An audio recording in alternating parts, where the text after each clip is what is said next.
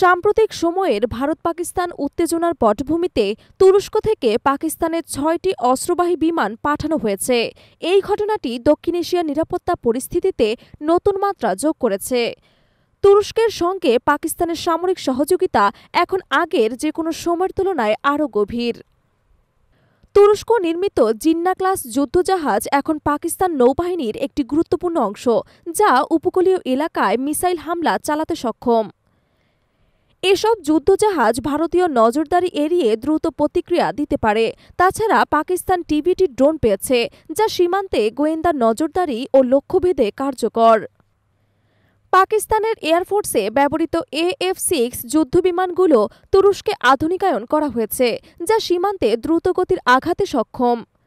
বালাকোট ঘটনার সময় এই AF-6 বিমানগুলো দক্ষতার সঙ্গে ব্যবহৃত হয়েছিল। এসব বিমান এখন পাকিস্তানের আকাশ প্রতিরক্ষার অন্যতম ভরসা।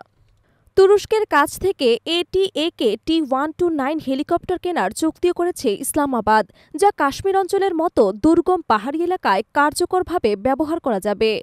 যদিও ভারতের কাছে রয়েছে আমেরিকান অ্যাপাচি হেলিকপ্টার, তবু পাকিস্তান এখন নিজস্ব সামরিক প্রযুক্তি নির্মাণেও আগ্রহী। জিন্না ক্লাস ফ্রিগেট, যা মূলত মাল্টিরোল যুদ্ধজাহাজ, সেগুলোর মধ্যে থাকবে আধুনিক রাডার, দূরপাল্লার মিসাইল এবং টর্পেডো ব্যবস্থা। এগুলো পাকিস্তানকে সমুদ্রপথে সীমিত সামরিক অভিযানে শক্তি যোগাবে, বিশেষ করে আরব সাগর বা করাচি উপকূলের আশেপাশে।